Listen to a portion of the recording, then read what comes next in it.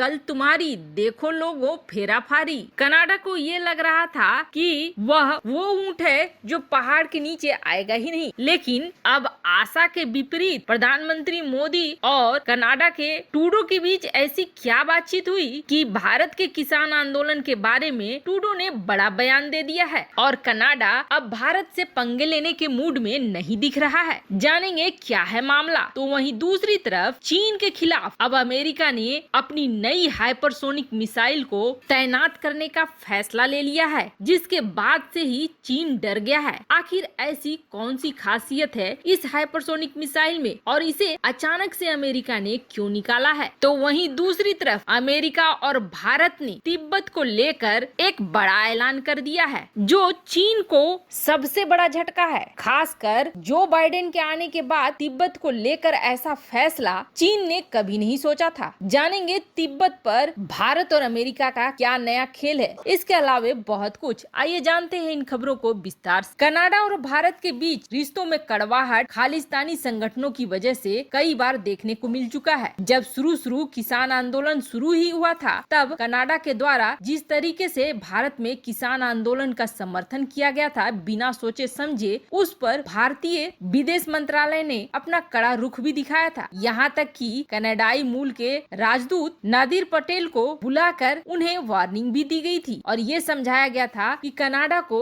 भारत की सीमा रेखा पार नहीं करनी चाहिए और भारत के अंदरूनी मामलों में दखल नहीं देनी चाहिए। लेकिन मामला तब भी बढ़ता ही चला गया था और उस वक्त सीना चौड़ा करके कनाडा के पीएम ने ये कहा था कि वो सच के साथ खड़े हैं। और उसके बाद आई वैक्सीन मांगने की नौबत और तब भारत ने 25 लिस्ट में से कनाडा को बाहर कर दिया। इसके तुरंत बाद कनाडाई पीएम ने भारत के प्रधानमंत्री मोदी को फोन किया और फोन के बाद उन्होंने वैक्सीन की मांग करी। भारत की तरफ से भी आश्वासन दिया गया कि वैक्सीन देने की जो प्रोसेस है उसकी समीक्षा की जाएगी कि कैसे कनाडा को जल्दी दिया जा सके। और अब उसके बाद भारत को मनाने के लिए कनाडा के पीएम ने बड़ा बयान दिया। कनाडा के पीएम ने ये बयान दिया है कि भारत में चल रहे किसान आंदोलन लोकतंत्र के अनुरूप ही होने चाहिए और भारत सरकार का रवैया सही है। भारत सरकार जो सोच रही है बातचीत से इस मसले को दूर करने के लिए, वही होना चाहिए। आपको बता दें, कनाडा के पीएम का यह बयान बहुत मायने रखता है, क्योंकि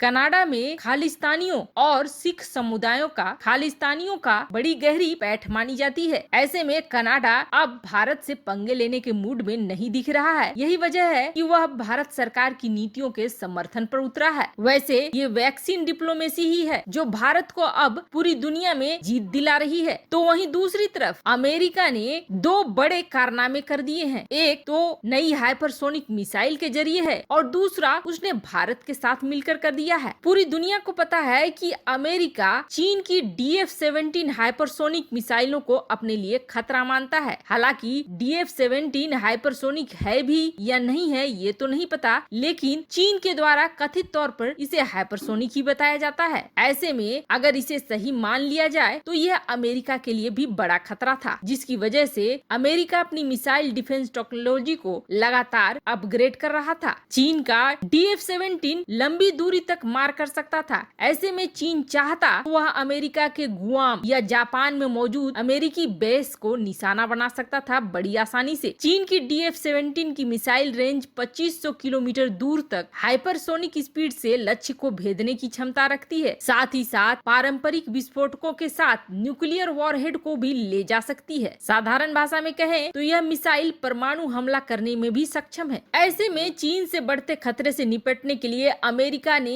एक नई हाइपरसोनिक मिसाइल को बना लिया है। यह मिसाइल 1 घंटे में 6000 किलोमीटर से भी अधिक की दूरी तय करने में सक्षम है। आप समझिए DF-17 सिर्फ 2500 किलोमीटर और ये सीधे 6000 किलोमीटर। और इसे जल्द ही अमेरिकी सेना में शामिल भी किया जा रहा है और कहा यह जा रहा है कि चीन के लिए तैनाती भी होगी। इसके लिए आर्मी की एक खास यूनिट को ट्रेनिंग भी दी जा रही है। अमेरिकी मीडिया में दावा किया गया है कि यह मिसाइल माहिम हो सकती है, हालांकि इसकी आधिकारिक पुष्टि नहीं हुई है। अमेरिकी सेना का यह कहना है कि यह बहुत जल्द सेना में कमीशन की जाएगी और इसके जो भी परीक्षण किए गए हैं सभी बिल्कुल सही हैं और सभी मानकों को पूरा किया गया है। और चीन के साथ अगर युद्ध होता है तो यह हाइपरसोनिक हथियार युद्ध को बदल कर रख देगा। अमेरिका ने जो यह मिसाइल बनाई है यह 5 5 मैक से ज्यादा की स्पीड में उड़ान भरने में सक्षम है, जिसका साधारण मतलब यह है कि यह मिसाइल 1 सेकंड में लगभग 1.5 किलोमीटर की दूरी तय करेगा। और इस मिसाइल की सबसे बड़ी खासियत यह है कि इसकी जो उड़ान का रास्ता है यह कोई निश्चित पथ नहीं है, वह आगे बढ़कर कभी भी उसे चेंज कर सकता है। जो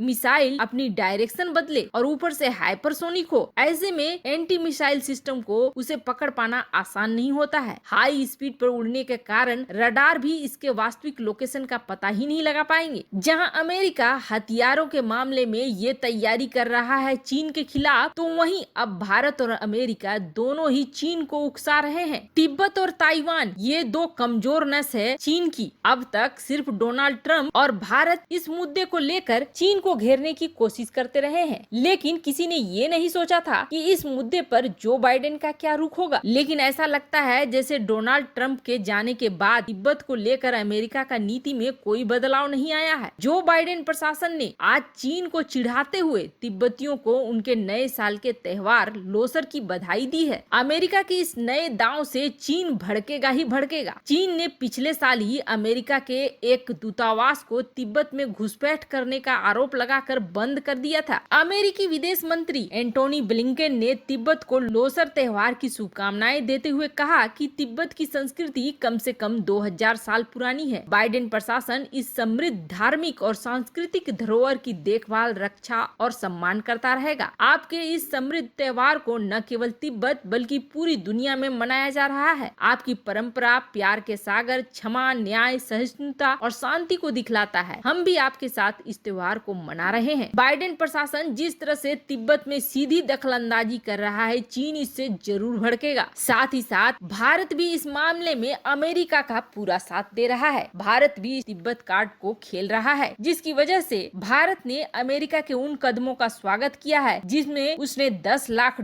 तिब्बती मुद्दों के लिए तिब्बत के कोष में जमा किया है। यह एक तरह से तिब्बत को बढ़ावा देना है चीन के खिलाफ। तो वहीं तिब्बती मूल के लड़ाकों को स्पेशल टास्क फोर्स में भर्ती करके भारत भी मौका दे रहा है चीन के साथ अपने बदले को पूरा करने के लिए। वैसे आपको क्या लगता है, तिब्बत कार्ड खेलना भारत और अमेरिका के लिए क्या सही है चीन के खिलाफ? कमेंट कर अपनी राय जरूर बताएं। जल्द मिलते हैं अगले वीडियो में नई खबर के साथ।